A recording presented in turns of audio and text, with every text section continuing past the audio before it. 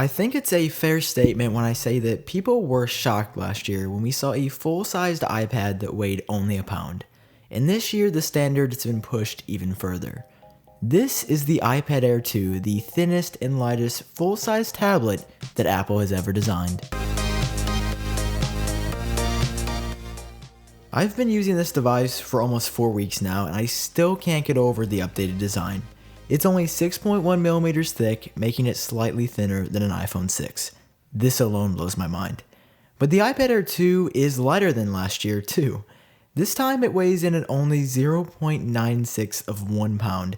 It doesn't really feel radically lighter than the previous iPad Air, but if you're upgrading from any other full-size iPad, the difference will be more than noticeable. And there's a new color option as well. Just as they did with the iPhone 5s's color scheme in 2013, the iPad Air 2 is now available in space gray, silver, and yes, gold. I'm still confused at why this new color wasn't added last year, but I'm glad it's finally an option this time. Before I move on any further, a small side note that I want to mention is that of the new speakers. They are noticeably louder and less tinny than before, which is a good thing of course. Overall, they sound pretty good, but they still only project sound out of one side of the tablet. This is an area where without a doubt the iPad lags behind its competitors. And another thing is that the device actually vibrates when you're playing sound out of it, and I assume this is because of the added bass. Moving on, I'm glad to say that the screen is better too. Although I didn't see the Retina HD screen I was hoping for, there are still some really big improvements.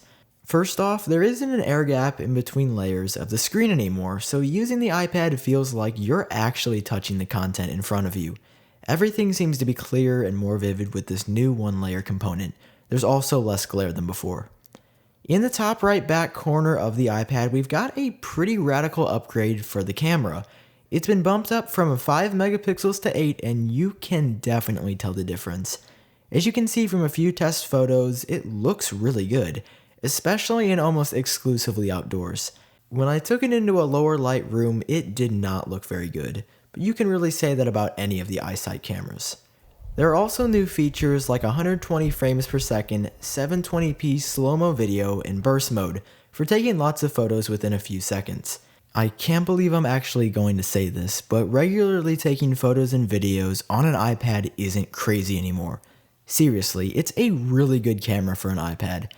This camera could obviously be powered by the previous generation A7 chip, seeing that's what the iPhone 5s did in 2013, but I'm not complaining about the brand new A8X processor.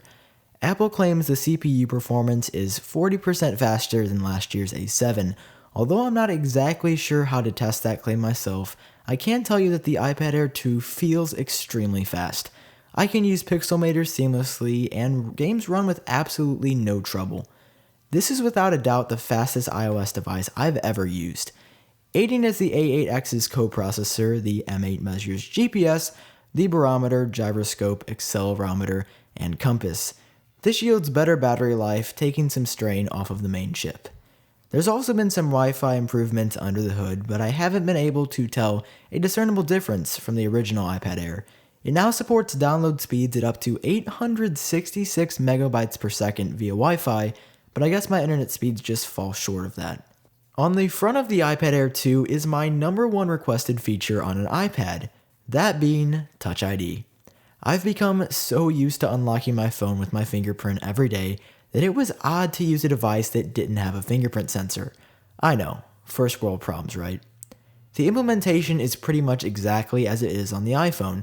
Just scan your finger a few times until the sensor has gotten a good look at your fingerprint. From then on, it is smooth sailing. It works just as reliably as it does on the iPhone, which is great by the way, and it's exactly as I would have imagined Touch ID to work on an iPad. This is a reoccurring theme with the past couple of iPads that I've used. It's the same great features of the iPhone blown up on a bigger screen. But whether this is a good thing or a bad thing is entirely up to you. For me, I think iOS is great on the iPad Air 2, but a few tablet-specific features would be awesome. That's the only place that iOS disappoints me on the iPad. Regardless, I still really enjoy using the iPad Air 2, and the design has a ton to do with that.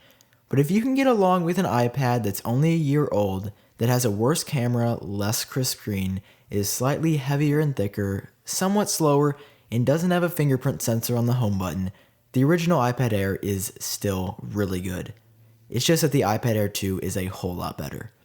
Change was in the air this year, and if tablets keep getting thinner, lighter, and more powerful, then I can't wait to see what's on the road ahead.